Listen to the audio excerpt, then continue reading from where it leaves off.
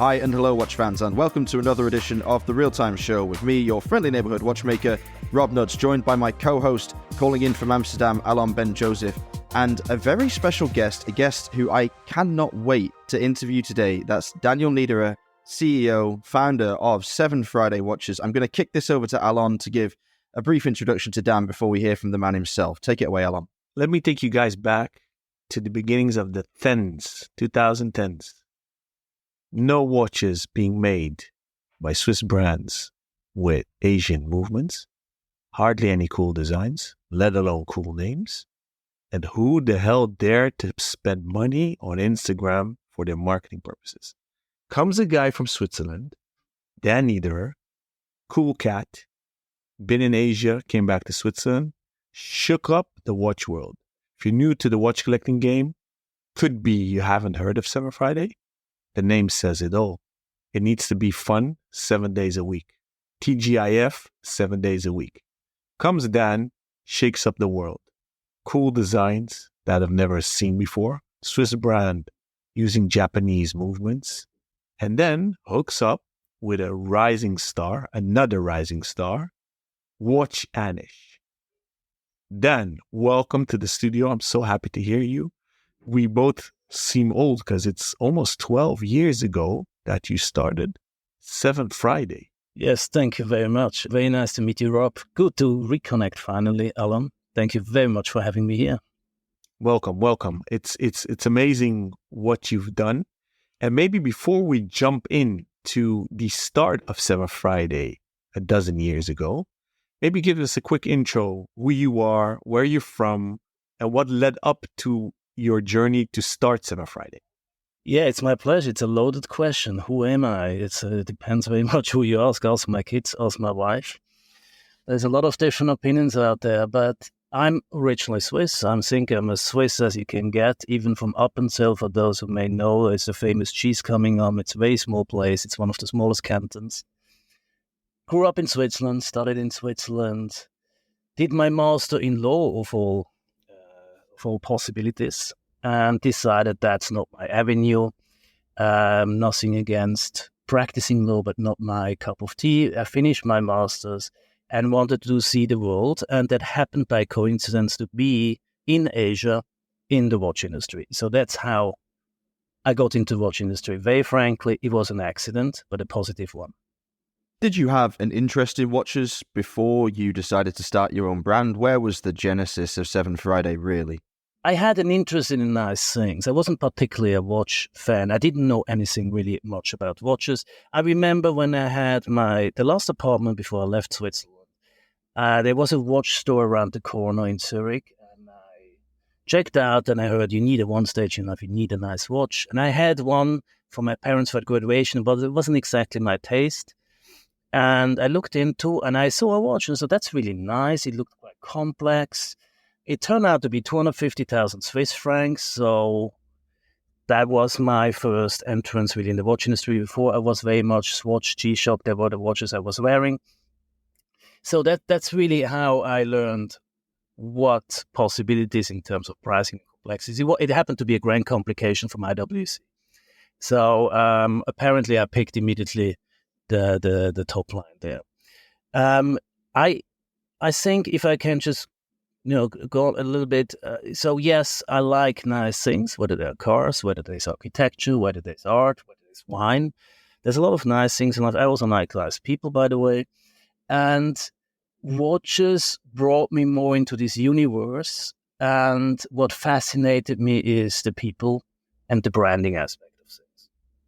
Well, that's good to hear. That's a perfect fit for the real-time show because we do like to get to know the people behind the brands. And you're absolutely consistent in your message because, of course, you have created the 7Friday Games to create an offline community as well as your incredible online presence. And we'll talk about that later because that comes further down the line chronologically in the development of 7Friday. But it is amazing that you started yourself, your collecting journey, as it were, right at the very upper echelons. And then you decided to make an entry-level brand that, and this is a word that is far too often overused these days, actually disrupted the industry. Nobody saw it coming. You were extremely present from the get-go. You hit the ground running. I remember 2012, when you were founded, I graduated from watch school that year, and I used to attend Salon QP every year, and I saw this brand explode before my eyes to the point at which I believe one year you took over the entire top floor and had a bar. And correct me if I'm wrong, my memory's a little foggy from that long ago, but that was quite impactful. Well, there was also a lot of whiskey at that night, so I can fully understand, appreciate it. Was the memory's a bit foggy. But when you say, well, I started in top echelon of the watch industry, it was a pure interest based on aesthetics at that time. That must have been like 1999. And the reality came then when I got this job offer to manage the subsidiary of a Swiss trading house in Australia, subsequently in Singapore and in Tokyo and in Bangkok. And they happened to distribute luxury watches. So at that time, suddenly I was dealing with brands from a Eterna at that time, Porsche Design, Maurice Lacroix, up to Audemars Piguet. So I had the whole range, right? And that's really how I got over 10 years. I was then more and more restructuring those subsidiaries because we lost some brands like Jaeger Culture. So we had to bring in new brands in, build new businesses. And over 10 years, I learned a bit about the industry. And I think it allowed me, hopefully, to make a more rational decision why and where I want to launch 7Friday then in 2012. So how did you get to that point, deciding you were going to work with the suppliers that you did and create a watch that looks like the original 7Friday look? Because I think for most people that know the brand, the original models are still the best known. When people say the name, that's what they think of, the TV-shaped cases, the use of unusual materials, integration of rubber in the cases, and these extremely creative dials that use quite basic movements but expressed the information in a novel fashion. How did you get to that point? Did you design the watches yourself, or did you work with an external designer or someone that's part of the company then, or maybe still? I can promise you, if I would have designed the watches myself, I wouldn't be sitting here talking to you, simply because I can't design at all. So since the beginning, we were originally actually three partners. One is more from the product development side. He's unfortunately not part of the company anymore. We separated 4 or 5 years ago. And the other one is the designer, Arnaud Duval. Since the beginning, he designed all the products. The way we started was, first of all, defining a price bracket and defining not the aesthetics, but what we don't want and what we want emotionally achieve. So we didn't want to have a product that bets on what's selling most. So we know selling most is a round shape. Hence, we don't do a round shape. The most complication is a chronograph. Hence, so far, we haven't done a chronograph. So we tried to really go a bit in opposite direction of what the mainstream, what the most opportunistic approach is, with the belief to build a brand, you can't be too opportunistic. Sometimes painful. And the credit, obviously, for then coming out with the cushion shape, which we haven't invented, it has been around, goes to Arnaud. So he came after 2 years of developing, of researching and then designing. He finally came with the product, the P1. That was the first one, P101, up where we said, okay, that's it, let's do it. And that was really the decision. And still today, that is the shape we are known for and the shape we are pushing. We had another shape in between, but still this one is predominantly the shape we're living on. Interesting also is that the P1, which is now the P1B01, so it's just a life cycle, like in a car industry, like the 5 series of BMW, you rejuvenate every couple of years. The same we're doing. So it's still one of the top 5 selling products. So actually, I think all 3 of the original, P1, P2, P3, are still in the top sellers, which is a very good and very healthy thing for us. But when it comes to what I mostly did, I challenged from a market point of view. I challenged from what we shouldn't do, not to be opportunistic, but credit for the design goes clearly to Arnaud Duval. Going from there, you guys created amazing designs, out of the ordinary. You don't want it to be the 12 in a dozen. What made you break the mold by not opting for Swiss movements as a Swiss brand? Walk us through that decision, please. Sure. I mean, it's a bit the same philosophy. 10 years ago, when people asked me, my standard answer was a mix of midlife crisis, frustration, and stupidity. This is a bit self-derogatory assessment in the sense that I did a lot of restructuring. I saw a lot of brands struggling. trying to tell me how we should do the same as Rolex does and to achieve results. And it's just, as a new brand, you can't. So there's a lot of learning curves when you're dealing or trying to build small brands, independent brands, because it's always an uphill battle. And I think one thing that teach me, or I think I thought, and I found then like-minded people in Honor Duval and the third party, Laurent Rivenard, was that we agreed we need to break out and we need to ask all the uncomfortable questions, because it's so much easier just to say, okay, I want to launch a brand. What do I need? A couple millions. I need Swiss made. I need a round case. I need a silver dial and I need a black dial. And first I go out with hour, minute, second, date, central, ideally, and not the date, obviously. Then second day I go a chronograph, and maybe I do a moon phase. So we all have seen that repeatedly. And I'm not criticizing that. I'm not saying this is wrong at all. I'm just saying it's very difficult to come up as a new brand and try to copy what the industry is doing since generations successfully. So all those questions, shape, same thing. Round would have been easier, maybe not in retrospect. Functionalities, we said we can start doing mechanical complication, but it's going to be more expensive. Do the people really want all those complications? Do the people really care so much about the chronograph function to pay so much more, whilst what they really want is a sporty looking watch maybe? How many people are really using the functionalities? And how many people appreciate the mechanism used for that? So that was discussions we had, and the same about the movement. We had the discussion, okay, there's a Swiss movement, there are Japanese movements. Now what we do about the Japanese? Well, they're pretty good in quality, aren't they? I think they're master of industrialization. And let's face it, as unsexy it might sound to some of which still think any watch in Switzerland is produced in the Swiss mountains by a lonely 75-year-old watchmaker, it's not the reality. There is an industrial aspect of it, and let's face it, it's a positive because it's more reliable. Those watches are to last, and the Japanese are really, really good in it. Look at the car industry, for example. That's one thing to look at it. The second thing is, yes, we are Swiss. I'm Swiss. I'm super Swiss. But I think there are other people in the world, other nationalities that can produce quality. Number one. Number two is, I don't believe that generalized a nationality is better in one thing or the other thing. I prefer to deal with people or companies, and they can be in many different places in the world. So obviously what came out, we also looked at Chinese movements at that time. We were not completely convinced yet at that time about the quality, about the sustainability, but the Japanese movement were already tested in the market since a long time, underappreciated, frankly.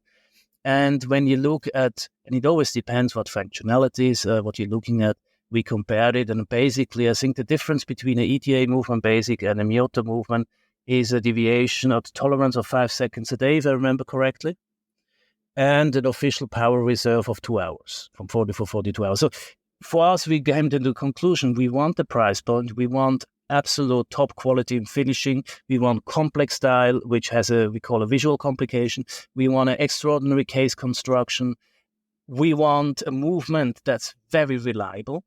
And to have the price point, we came to the conclusion Japanese it is.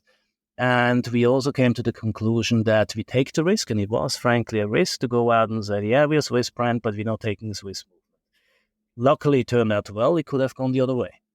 Okay, so you managed to tick all those boxes. You do have incredible finishing, incredible case construction, a very interesting dial, reliable movements, and this Swiss reputation because of your origin and the foundation of the company. I'm wondering, given the price point of the initial P-Series models, which was, I believe, under €1,000, I might be wrong, but I think it was around that, you must have had to invest very heavily in manufacturing to get that quality at the price point that you were able to offer the watch. It's actually correct that the first price point was, I think if I remember correctly, the P1 was at 725 Swiss franc. It's now 1,050. We had to correct it very quickly afterwards. So I did a bit of a miscalculation there as well, but just in terms of full transparency. We didn't have lots of money when we started with the brand. We had this constellation. So I invested, when I came back to Switzerland, I invested first in a design studio. That's where my two other business partners came from. So Laurent Rüfenacht was the other owner of the design studio, and Arno Duval, the designer, worked there. And we had the possibility to test a lot of things within the design studio. That helped us a lot, number one. Number two is, and credit there goes also to Laurent Rüfenacht, he had exceptional connections in the watch industry, in the production, especially in China. We tested quite a few, but it didn't cost that much money, to be honest. Maybe that's a disappointment now. It was what costed more is time, maybe, is the relationship. And I must say, in my career in the watch industry, probably the best partner I ever had in this industry is our Chinese production partner, because they were tolerant. They were very, very generous with testing different finishings, different sizings. What also helped us, obviously, is about on the design studio side, on the production side, we already had quite expensive experience in designing and production of different products in different price categories. So it wasn't that extreme, really, at all. So I think it's fair to say you're a design-led brand, which is probably more common now than it was 10, 12 years ago. But it obviously enabled you to iron out a lot of the kinks that people that come to the industry with less experience have to experience on the route to producing a product that works, that meets all of the original criteria that you laid out for it. But still, when you launched the brand, how many variations of the P series were there, and what kind of volumes did you produce up front? Or did you launch the brand, soft launch it with renders and prototypes and see what the response was before you placed that initial order for completed watches? You're completely right. In 2012, the beauty was there was a bit of lack of design innovation in the watch industry, and particularly in that price segment. So that was like, I would consider in retrospective, where we're always smarter, hopefully. And there was a bit of a vacuum we managed to capitalize on. Now things changed rapidly. There's a lot, but in general, throughout the price classes, and luckily a lot more innovation, a lot more crazy developments in the watch industry, which I find very interesting. When we started, we had 3 models, P1, P2, P3. Amazing, innovative name giving for the products. So the first was Industrial Essence, so steel, polished, more bright, and the P2 was the more copper color, the Industrial Revolution, 1920s. And the P3 was the engine inspired by the back side of a coffee racer from Ducati. Those 3 watches we launched production, in total 1,000 watches. And we launched it in 2012. So I got first deliveries in July, if I remember correctly, July 2012, and started calling up whole family, friends, whoever I knew. I got some watches here. And it's weird because you start there and nobody knows, right? And how are you going to get the word out? How are you going to get going? We had a business plan for the first 12 months to sell 1,000 watches. And if we sell 1,000 watches, we're going to keep going. If not, we have to seriously reassess, because we didn't have any investors and never had any bank loans or anything. So what happened is, it motivates you to be very creative. And we were really lucky, and that again, wasn't part of the strategy. I was, where can I be seen? Where can I have the watch being seen to the world? And obviously we did Facebook, and Instagram came, somebody mentioned it to me, because very honestly, before 7 Friday, I have not mingled at all in social media. I'm personally not involved. I'm not showing anything from my personal life, never did before. And Instagram, fantastic. It's free, let's do it.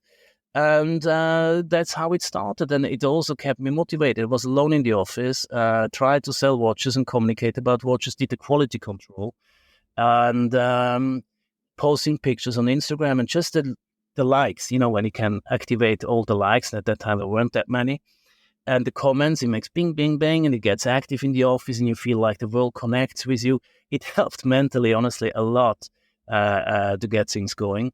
And I remember one of the first article ever written about 7 Friday was also that summer by Anish Bhatt. At that time, he was writing for a blog to watch.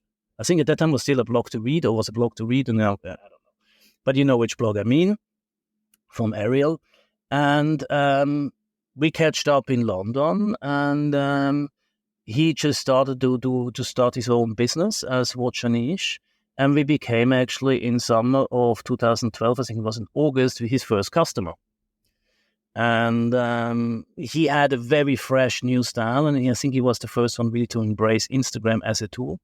Also, he's exceptional in that in a very positive way, in self-branding. If you remember how he showed up at Basel World with his special suit. So he was in himself a brand and really developed that, and that helped us obviously tremendously. Also, always put 7Friday in connection with brands and products much more expensive. So it started slow. I remember my dad, he had to buy a watch at full retail price. And it suddenly started to pick up. I think it was September. It picked a bit up in October. I got contacted by the US and by the Philippines. And that was the first time we started doing bigger business, to the extent that 1,000 watches were sold out at the end of January 2013. So we already did then relaunch the production, obviously, beforehand. So between February 2013 to May, I believe it was, 2013, I had no watches to sell. So I was traveling around opening markets, and in October 2013, we had 50 markets open. So in the second year, so in the first year, between 2012, 2013, which is an extension, we did an extended financial year, which is then about 18 months, we sold ultimately 11,000 watches. Wow. So you really did hit that gap in the market about as hard as it could be hit. Nowadays, of course, people have tried to follow the same pattern with a design-led brand and heavy social media presence. But of course, that gap has narrowed slightly. And I have to say that the majority of new independent brands are somewhat less creative from top to bottom than 7Friday was at the time. One of the things that has always stuck in my mind about 7Friday was, yes, you made this huge impact with a watch that looked like nothing else, and a watch that certainly was more affordable for something that offered so much visual interest. But you had that one case shape, you had that one shtick. This is the TV case, this is the way it works, the visual complication on the dial.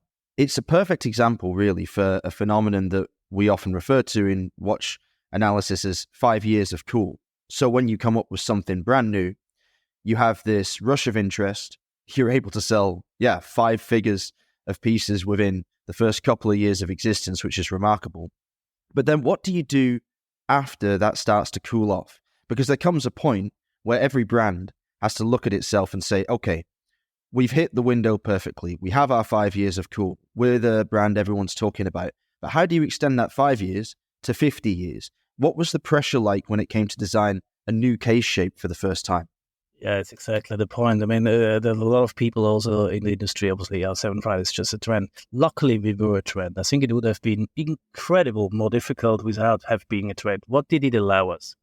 So first of all, I think you can't expect the rush we had to be just to be the normalcy. That's just the way it's going to go forever. And I think that is important. The second point, it allowed us to build some reserves as a company to invest, to keep growing and work on innovation. Now, we worked on different product lines. So one thing was on the watches, obviously on different materials, exploring more different segments, also establishing a new product line that allowed us to go back to 850 entry retail price point with a Seiko movement at that time. So there was a lot of things. There was also a new shape we introduced, which was, frankly, semi-successful.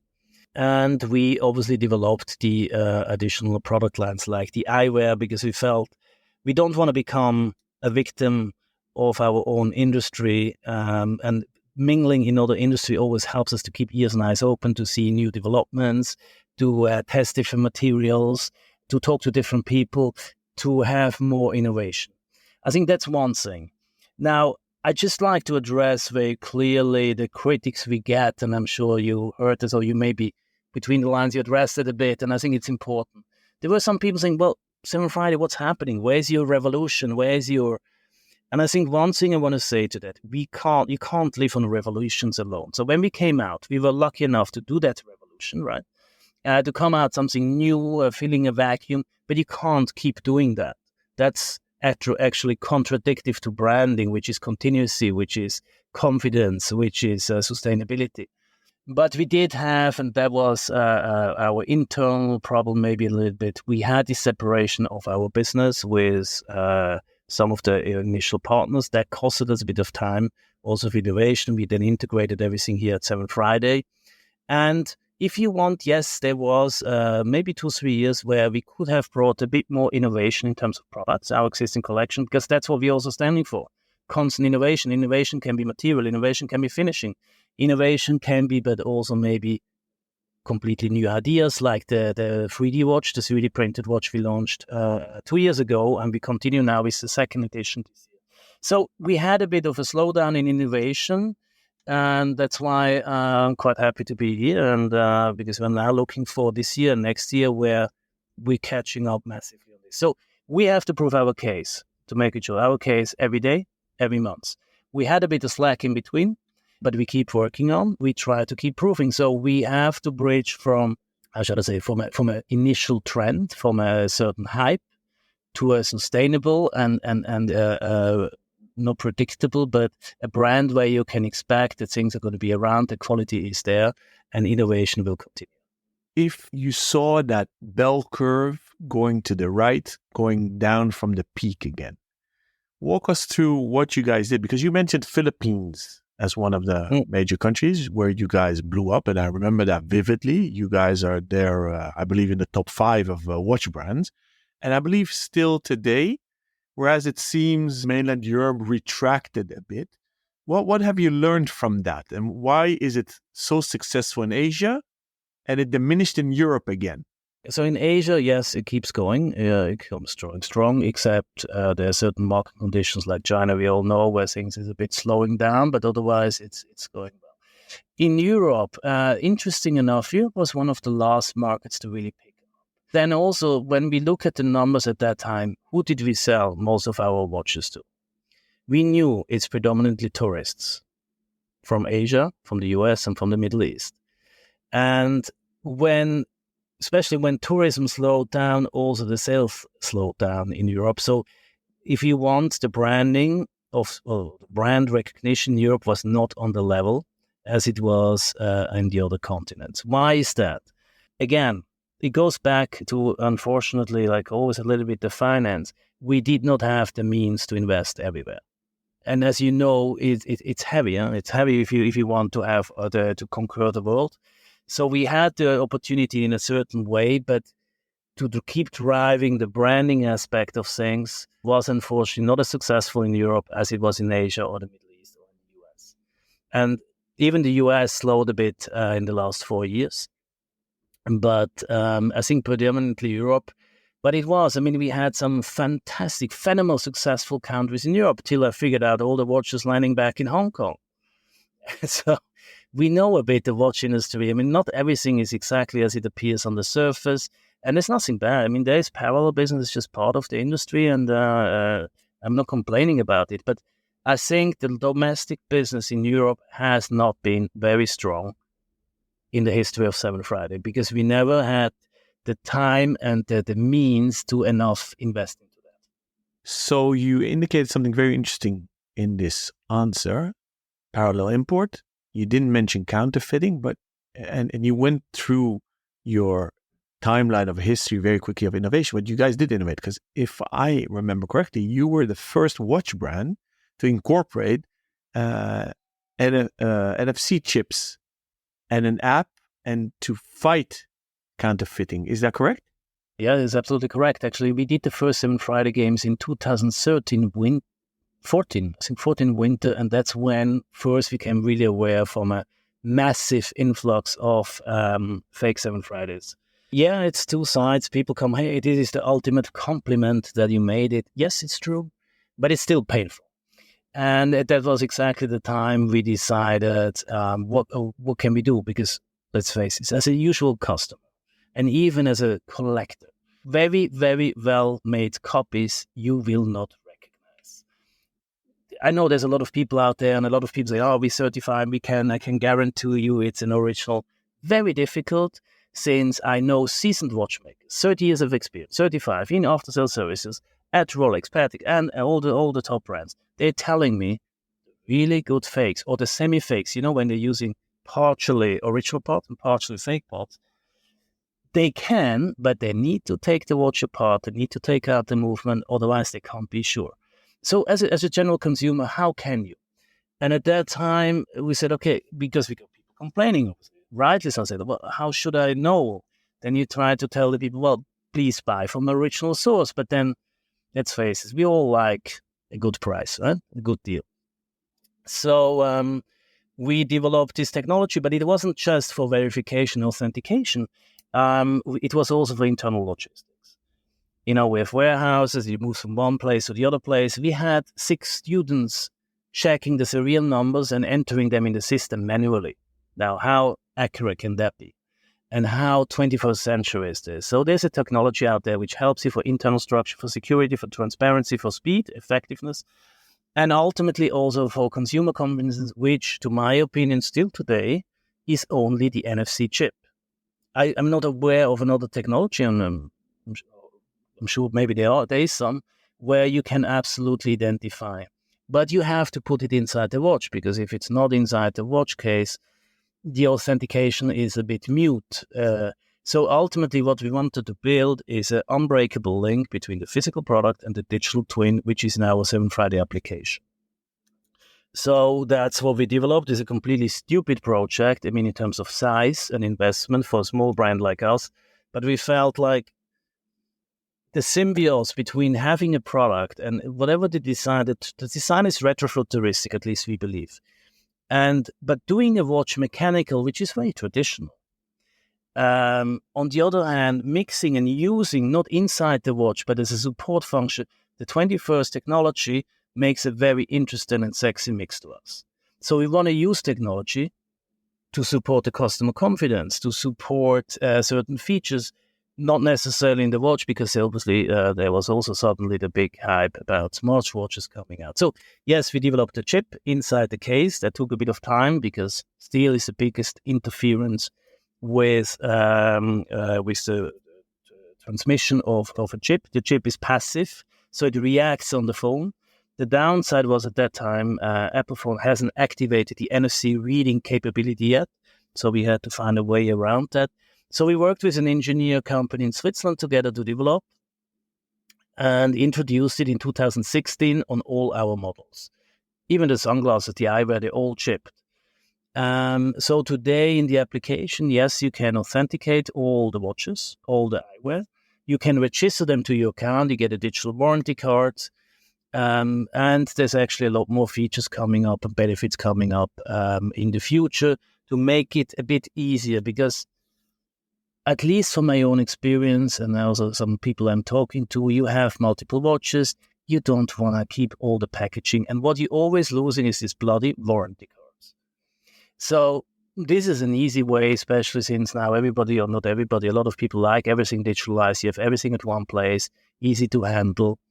And the crazy thing is we just, put it forward. This is a feature for the customer, didn't really look too much at it. And suddenly we had 140,000 people registered in there. So that's where we realized, okay, there's a real necessity. People are really interested in it. People really want to have that possibility and that security. And we keep developing that as we speak. 140,000 people registered in the app. So that's a lot. And that's a lot more than I expected. Is that close to the total number of customers, or is it 50% of the total number of customers you've had in the last 12 years? Can you tell us that, or give us an idea at least? Yeah, it's about 50% of the total customers we had. Now, what I want to just clarify, because one thing we said when we started 7Friday is 2 things we don't want to do. We try to avoid bullshit and assholes. Sounds very simple, and you don't have to edit that later. I like things simple, and it doesn't always work, but it's an objective. So in the application, we have 140,000 people registered. It's growing maybe about 50, 60 a day. But product, we have 30,000 or 33,000. So over the 10 years, we sold around 300,000 products. So then it's 20% of products sold registered, but not all of the product obviously had an NFC chip, since we only introduced it in 2016. What we see, we communicated more. We printed it on the top of the packaging, so people know exactly what to do. And with the introduction of the NFC capability in the Apple Apple phone, a lot more people joined. So now we have every day multiple people contacting us because obviously it doesn't work. We don't say straight away it's a fake, but we say, please contact us so we can maybe explain it in a bit more positive way that their watch is not the original. Okay, so that sounds like quite a lot of legwork behind the scenes. How many people actually comprise the 7Friday team now? We are 9 people. Wow, that's very efficient. I think it was in 2013, 14 when we exploded at that time. And I remember there was a gentleman calling me in the office, and I was alone. So it was 2012. And was a gentleman calling me in the office. I pick up, and 7Friday, how can I help you? And he was like, yeah, I'm just, really impressed. It's really cool what you guys are doing. And then down the line, he asked me, so how many people are you? And I honestly felt embarrassed to say that I'm alone. So I lied, actually. I said, we are 3. And then he came back and said, what? I thought you're 70 people. But that was the miracle of Instagram at that time. So today, yes, that's one of the reasons we invest in technology. We have, since many years, a full-fledged ERP system. We have a B2B app. So all our partners worldwide, anytime they do a forecast on 12 months, they place the order inside the application. They have all the documents inside the application. The order comes directly to our ERP system, goes directly to the warehouse, and the shipment is with scanning of the watches, dispatched the next day. So yes, we did invest a lot into technologies to support, because I feel as well, I'd rather have people really focusing on smart, proactive development of business than just administration, which is nothing bad about it, but not everything is very sexy there. I want to go back to the NFC chip momentarily and ask an unsexy question, because I'm pretty technologically illiterate. So when you launched this technology, it was pretty novel, to say the least. And I was quite skeptical, because I was thinking, okay, this whole digital realm is evolving faster than I could ever possibly hope to understand or stay on top of it. How long is this technology going to be around for? Is there a possibility that in the future, it may sound ridiculous, and please tell me if it does, but the NFC chips no longer work in the same way, that the technology is superseded by something else that would make this technology obsolete? I guess you've done a very deep dive into the likelihood of that and the longevity of this technology, and it is, I suppose, totally likely that it will always exist in some capacity for the duration of the brand's next several decades of existence. But what were your findings when you were having that conversation? It's actually interesting. So the idea got brought to me by a British company at that time. There was the whole hype was about smart products, about the milk. You don't have no more milk. The fridge realizes and orders again. That's where it came from. So we've got quite a detour. And they came to me and with this chip idea, and it just caught my attention. I knew about chips, but I thought that's really nothing for the industry. And so at that time, that's now 7 years ago, NFC chips have been around for 30 years already. So there's nothing new about it. It has been widely tested. And that's always a good thing. By industries, they are vastly bigger than the watch industry. So pharmaceuticals, stock control, imagine them counting tablets, is done with those chips already. So it has been around for a long time. Credit cards, they all have an NFC chip in there. So it is. It has been applied multiple times. It has been tested. And that's why we went for it, because there hasn't been any technology which is widely available and has been so widely tested for such a long time. That gave us the confidence this is something solid and not just the flukes.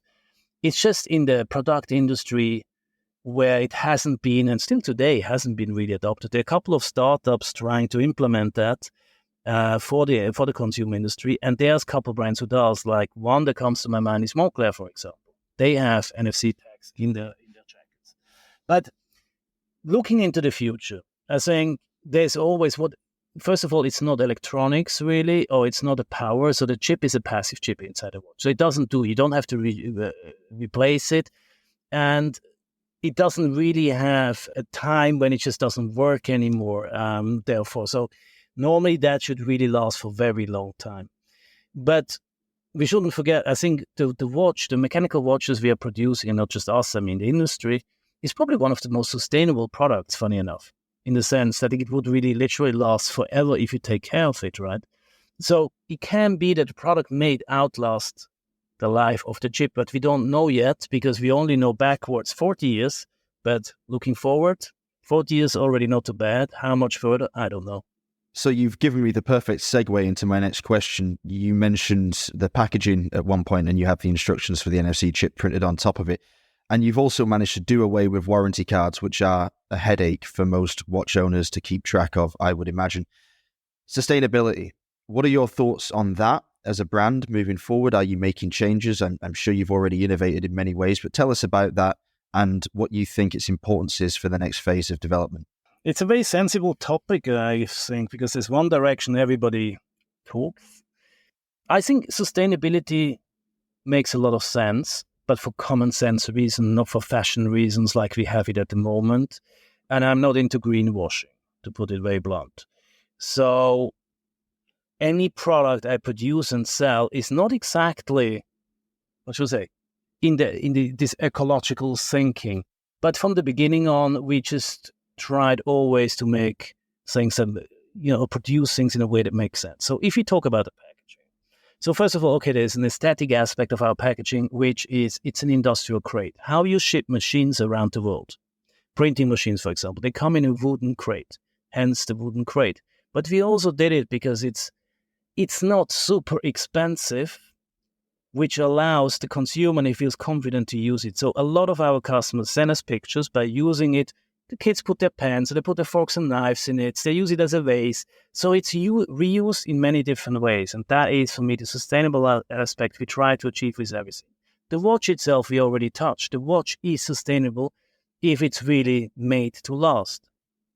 That's why till last year, we really didn't do a quartz watch. So we did the first one for a very different reason. Then we have inside the packaging, we have an EVA packaging because it's on a recycled material. Why? Because it's possible, so why shouldn't we do it? But we didn't go out of our way, and we have, for PR reasons, we want to do this. We just did it because it made sense, it's there. And I think that's, for me, what sustainability is about. Yes, you want to buy tomatoes rather from your neighbor farmer than from across continents. Makes sense. That's sustainability for common sense. And that's what we try to apply at 7 Friday. I don't think we make a big fuss about it, but we generally think that way, like shopping bag. All our watches come with a shopping bag. It's not in paper, it's not in plastic, it's in fabric, because on one side, what's in fabric, I use again. I can use to the gym, I can use to the beach. So it's not just for the shopping experience and for the branding. And on the top of it, well, I'm very happy if people use the shopping bag further on with the 7 Friday logo on it, obviously.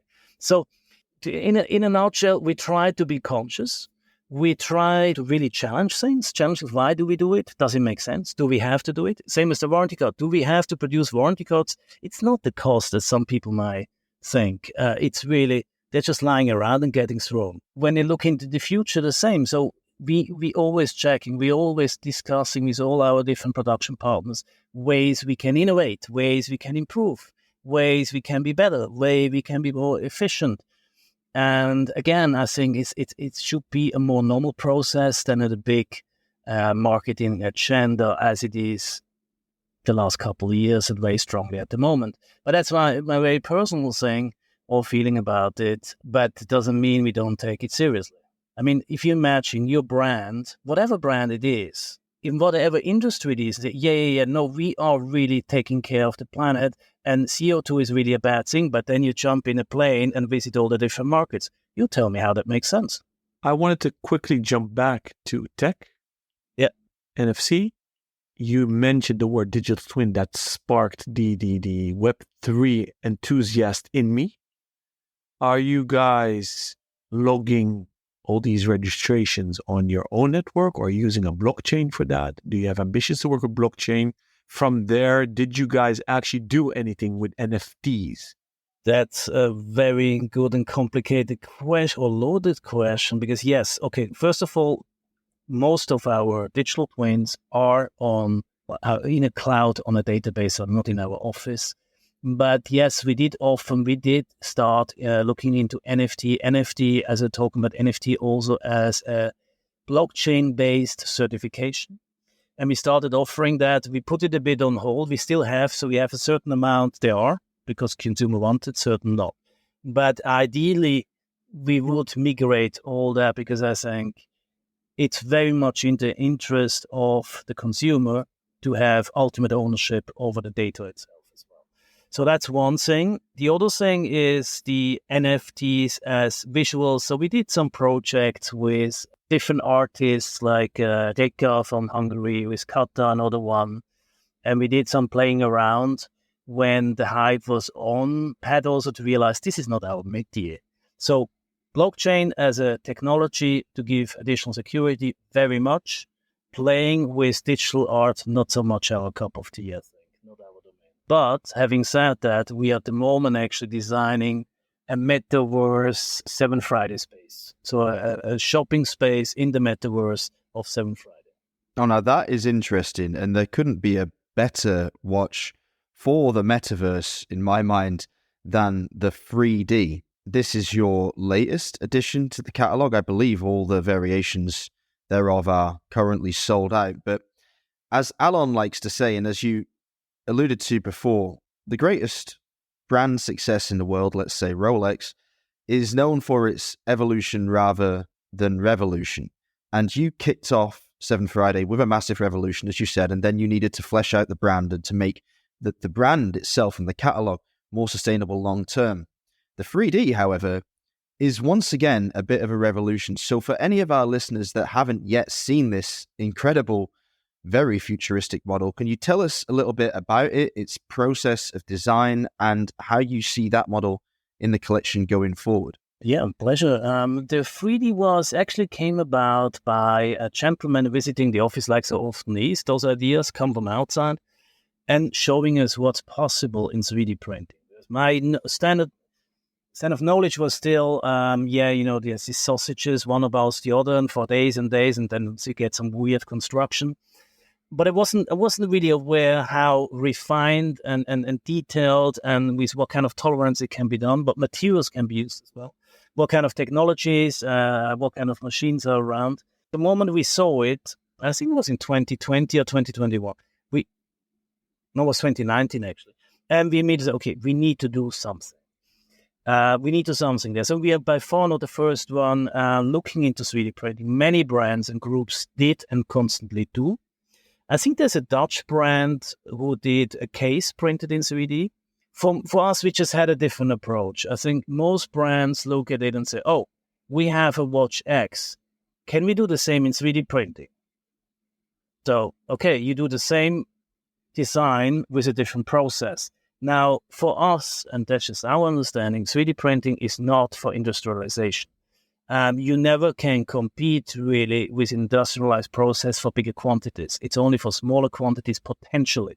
But you have to adjust the designing because there's different finishings, there's different treatments depending on materials you're using. What fascinated us very much is the polyamide. Polyamide, some people come there, yeah, it's plastic. Well, depends what plastic is defined. Polyamide is, and there's different levels of polyamide. There's the petrol-based polyamide and there's the organic polyamide, which is based on castor oil. So we met with HP at that time. HP is very much at the forefront of 3D printers. And we discussed different possibilities. And we realized, and Arno, our designer, realized, he had to go back to the drawing board and completely redesign the watch. Because, for us, it makes no sense to do the same watch in 3D printer. So we have to show what organic structure you can do in 3D. What is the added value of 3D printing? And not just I'm not just talking about the pricing or aesthetics. I'm talking about construction. I'm talking about flexibilities, like the strap insert. Fantastic material for that. About the packaging we're having, which is a construction in one piece, therefore way more solid and more efficient and not assembled. So it forced us to really rethink the whole production process of a watch. But at the same time, we obviously wanted to make sure it's recognized as 7Friday, not just because of its innovation character, but also because of its features like the cushion shape again and the disc syndication like we have on the M series. So it was a merge of these two universes. It turned out, as so often in many industry, I guess, to be a lot more complicated and complex than we anticipated, which is a good thing, because sometimes if you would know all the trouble you have to go through, maybe you would never start. And we launched it. It was successful. It sold out fairly quick. It was also a very different price point than we usually have. So our average price point today is $1,250, which is now Swiss franc, whatever. And we have this one the first one at 3,500, the second one at 4,500 Swiss franc. So we will continue. It took a bit while because we had to change some production parameters. We will launch the 3DB, so that was the 3DA, the 3DB in April actually of this year with an evolution of the concept. And very much looking forward. We're a bit frustrated it didn't happen earlier. We call that our satellite collection. So we still have our core collection. It doesn't mean we just jump in the whole collection. We stay where we are. But it allows us to really push the envelope, to really be innovative, to test new technologies, and also do smaller series. But that's really on a side note because it should not be important. It happened to be the first Swiss made, but it was by accident. Is it printed in Switzerland? It is still 3D printed in Switzerland, actually in Appenzell. Remember this little canton I mentioned before where I'm originally from? So actually there it's printed with fantastic partners.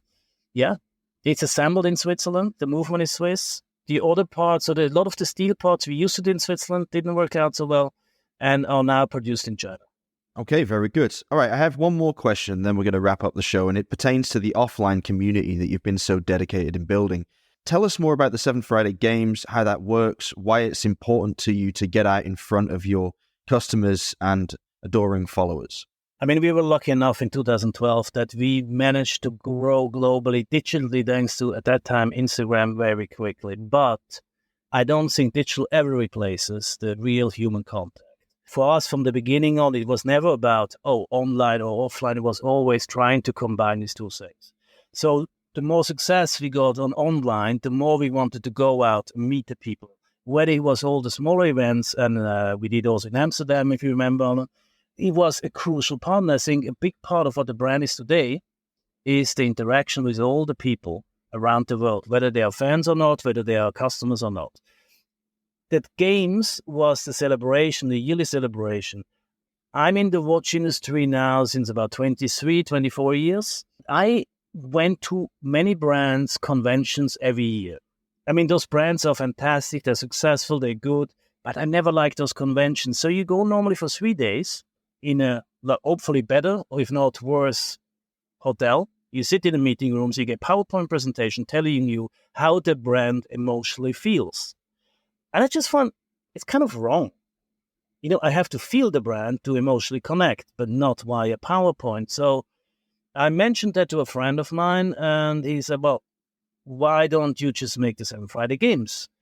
And actually, we had it in Switzerland, and another friend did it a long time ago, where people get together and you do activities together. You celebrate in the evening together. You spend quality time together with people you hopefully think alike. You make friends around the world, and you create moments to remember. And by doing that, the intention is that people go home after 2 to 3 days from these games and really felt and lived 7 Friday for this period without any PowerPoint necessary. Well, that's a lovely place to stop. A real connection to a real community and no PowerPoints a million miles anywhere near the event. That's brilliant.